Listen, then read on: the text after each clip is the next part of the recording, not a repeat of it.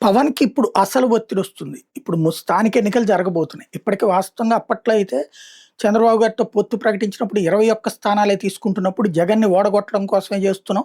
మనం 21కి 21 గెలిచి చూపెట్టాలి. అప్పుడు నేను బార్గెనింగ్ కెపాసిటీ పెంచుకుంటానంటూ చెప్పుకొచ్చారు పవన్ కళ్యాణ్. గెలిచారు. గెలిపిచ్చారు 21కి 21. మరి ఇప్పుడు బార్గెనింగ్ కెపాసిటీ ఇప్పుడు 30% దాకా వస్తాయన్నటువంటి నామినేటెడ్ పోస్టులేమి రావట్లేదు. 10% కూడా వస్తున్నాయో లేదో లెక్కలేదు. ఇంతవరకు శ్వేతపత్రం ఏమి లేదు.